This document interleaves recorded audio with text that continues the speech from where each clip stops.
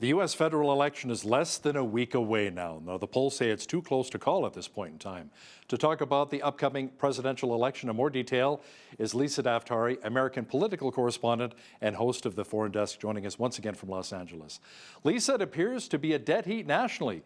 The battle continues for swing states and key constituencies ahead of the November 5th election. Many feel two of the pivotal battlegrounds right now will be Michigan and Georgia. How are you seeing it? Yeah, I mean, we've heard Michigan, Georgia, Pennsylvania, they'll all be quite important. It's interesting because you have, the system of the Electoral College, and then it always just comes down to a handful of states really deciding the fate of the nation. In this case, we are hearing all kinds of things, but we'll go with what we're hearing from the mainstream media, which is that they are pretty much even 50-50 right now, anyone's game, and that the swing states seem to be going in the direction of Donald Trump. Now, they will also count the mail-in ballots as they come in, and if they are postmarked by the date of the election, they will be counted afterwards. That's what kind of scares us here, and that they won't be announced perhaps on election night. That's going to affect markets. That's going to affect, obviously, confidence in the United States. It looks very bad on the international stage when we can't decisively call an election. What will be the reaction on the streets if one candidate is called over the other? And really, what will there be cheating? I mean, there, as you know, have been several instances already where it looks like there is foul play. And one side calls foul play, the other one says you just, trying to, stir the pot. More of the same, right? How this is what we expected between these two candidates. Unfortunately, we have to say it's anyone's game. A lot of the polls showing Donald Trump leading by a significant amount, the mainstream media refuting that. So we will have to wait until election day or perhaps later than that to find out the ultimate answer. So how can the American electorate really have confidence in the entire process that there won't be cheating and that these voting machines, there won't be anything nefarious happening and taking place here? Right. And then how can we, to add to your questions, how can we ensure that we will have a fair election in the future or in any election once we've introduced mail-in ballots and voting that goes beyond in-person voting for one day? So where I live, the polls have been open and people are voting early. They recommend that because then you can follow your ballot. You could follow that your vote has been counted. What will happen on election day? Will there be more outages? How can people really ensure it? But more than anything, how the fact that these questions are being raised and they will be raised in the future, it really throws into question and really questions the legitimacy of the United States process, which therefore then weakens us, in terms of our foreign policy, in terms of our economy. We look at what's happening with BRICS. We're looking at the dollar being undermined. We're looking at the markets and how they will react to whether it will be a Kamala victory or a Trump victory.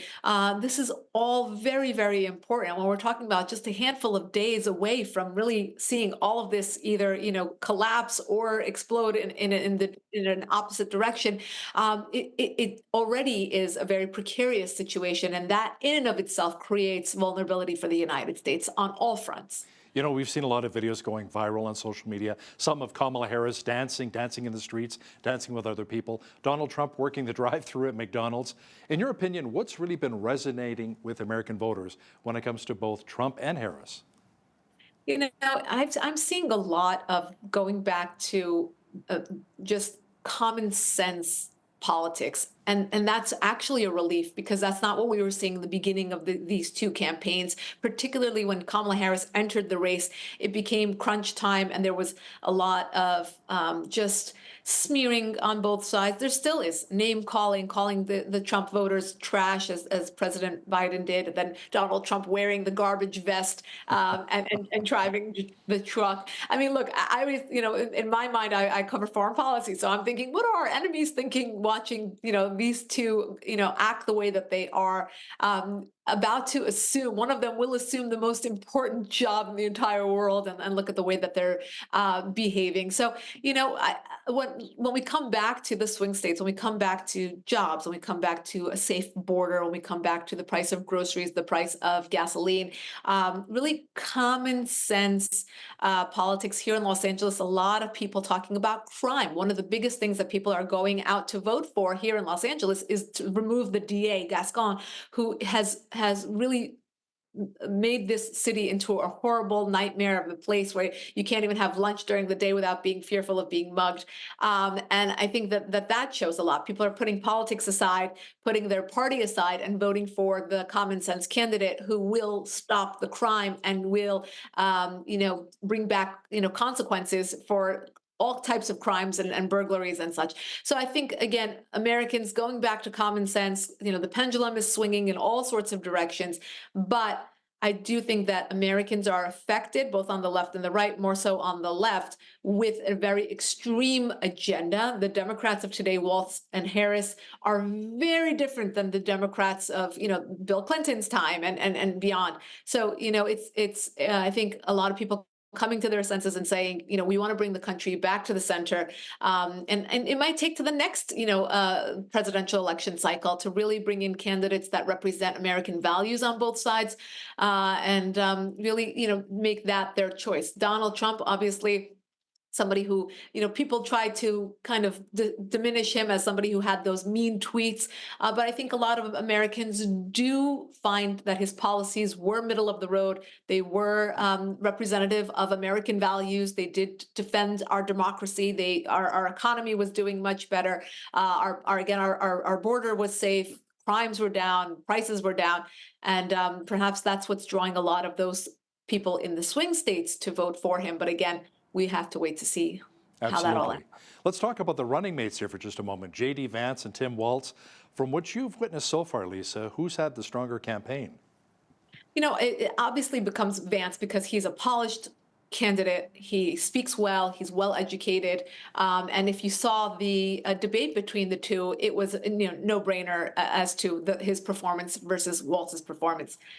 But I say that with the also bringing into the conversation the fact that a lot of Americans look at Waltz and make the argument that, well, he's one of us. He's an average American. He's not polished. He doesn't speak as eloquently as Vance does, and Vance therefore is fake and a politician, and he's from this and that, and he's privileged and he's that, and he does come from humble roots, and he brought himself to where he is, Vance, and then Waltz trying to really just represent the people and be kind of the guy next door and all of that. But I think it will come down to policy. I think one of the things that Americans are watching very closely right now is who will best take the country forward. It's not a good tagline for the Kamala Harris and Tim Waltz campaign to say turn the page when they're the ones who are in office right now. So it's a little bit of a confusion for people. Some people are drinking the Kool-Aid and understand that this was a phenomenal PR campaign that really made people think that Kamala's change, where it's more of the same. And obviously Donald Trump was already president, and that will be more of the same. So the waters are definitely muddied, Hal. We shall see how this all plays out. Hey, the Democratic Political Action Committee published internal Trump campaign emails after an Iranian hacking group reportedly leaked them. Lisa, according to Reuters, the hackers recently started trying to pass off the emails to various media outlets which were uninterested in publishing the content. I really want to connect the dots on this one because it is not only an influence campaign, it's not only an interference campaign. Think about this, Hal. When our enemies, rogue nations of the world and governments of the world, are in cahoots with one party over the other and have a preference in our presidential election. Foreign interference. We have that here in Canada, too. Yeah. Absolutely. And there's really a problem when our friends and enemies believe that one candidate over the other will treat them differently with regards to our foreign policy. Our foreign policy, whether you're talking about Canada, the United States, European nations, if we truly want to defend the democracy that we stand for, our foreign policy has to be even across the board, regardless of which candidate is in office, left, right, or center. They have to be fearful. They have to know that there will be deterrence, not to actually not only endorse a candidate, but actively work to get one candidate in office and make death threats against the other candidate. This is a major issue. And if the Democrats don't see this as an issue on both sides, as an issue against Americans in general and against the system, we're going to have major issues down the road, where whether it's Chinese influence, Russian influence, the Islamic Republic influence, Qatari influence, whatever it is, they are here. They know that they can penetrate, and they have launched successful campaigns, and that's why they're doing it once again. Let's talk about the war now between Israel and Iran. Lisa, the Israeli military has been hitting Iran pretty hard. The Jewish state says it will continue to go on the offense against the world's worst state sponsor of terrorism, the Islamic Republic, if Tehran responds. Right. So this war, as of October 7th, and before that as well, has always been between the Islamic Republic and Israel, because all these proxies are funded by the Islamic Republic. So we're looking at a war between Hamas and Hezbollah and the Houthis and the Islamic Republic itself, because direct missiles are coming from Iran's soil into Israel. So all these different fronts being funded by the Islamic Republic, and the United States, trying to normalize relations with the Islamic Republic, having this administration and the Obama administration having given billions of dollars to the Islamic Republic. That's the money that they have gone on this terror spree with. That is the money that they are spending to give to their terror proxies to carry out these attacks. Now, we just saw Israel retaliate against the Islamic Republic for the attacks in April. Very measured, very targeted, and we're happy about that aspect of it. We don't want the Iranian people in harm's way. Obviously, they are the ones who are also against their government. But how much of this was Israel having to be restrained by an upcoming election here in the United States, an administration who wants this war to go away very, very badly and wants the optics to be very clean going into election day? It really interfered. The fact that we're in an election cycle really interfered with this war. We tied Israel's hands. We micromanaged them. We waited on giving them weapons, where they are our main ally. They're the ones doing the dirty work for the West in the Middle East, fighting the same enemies who would be killing any one of us. And yet we failed them. We failed them to a major extent. But we're happy for Israeli intelligence and the fact that they can get ahead of this. And what we saw them do in Lebanon, for example, or the targeted attacks on Hezbollah heads and Hamas heads, showed that there is, Israeli intelligence that will eventually be victorious in fighting against good versus evil and in this fight against terrorism. So here we are. We're hoping that this war does come to an end very, very soon, and that the casualties will just stop. This is very, very senseless. And Lisa, on another note, 7 Israeli nationals were indicted for allegedly receiving at least $300,000 in cash and cryptocurrency from the Islamic Republic to carry out more than 600 acts of espionage targeting Israel. Right. So this is yet again the influence campaign that the Islamic Republic has attempted to carry out among Israelis, but has failed. There hasn't been one successful case yet, but we're hearing about many of these foiled. Again, this morning, there were 4 individuals that have been identified as those who have been basically paid by and kind of worked together with the Islamic Republic to carry out their dirty work, spies, basically.